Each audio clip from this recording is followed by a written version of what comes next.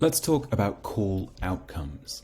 Outcomes are effectively a way of telling Gecko what happened on any given call that was made to a student through Gecko or in another system if you're looking to log it. For example, we have a call which has just taken place to myself just here. It wasn't very long, only 2 seconds long, but we have to tell Gecko what effectively happened. Now, this is useful for a number of reasons. It allows you to track what's actually taking place and do analysis on how calls are going, but it also allows you in often cases, certainly in campaigns, to automate a lot of what happens. If you left a message on voicemail, you can potentially set up something like a workflow that sends an email to the student saying, hey, we tried to reach you but we couldn't. So it allows us to do a lot of things. Now, creating new outcomes and looking at the default ones in Gecko is tremendously simple. Begin by going to Settings and Outcomes.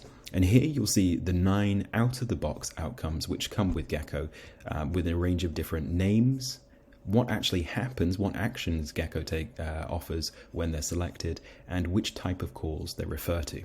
Now, the default outcomes can be fully edited or removed if you'd prefer, and you can build brand new outcomes by clicking the New Outcome button in the top right-hand corner. Begin by giving your new outcome a name.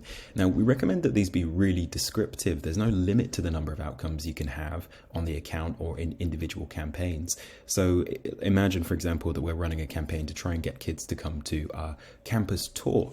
It may be we then create an outcome that says signed up for campus tour. So we spoke with the student and we want to have an outcome in Gecko that we can track that denotes that the student was successful. We managed to persuade them. You can tell Gecko whether this should be an outcome that can only be ascribed to incoming or outbound calls. And then finally, which of 5 actions should be Gecko should kind of consider when this outcome's used.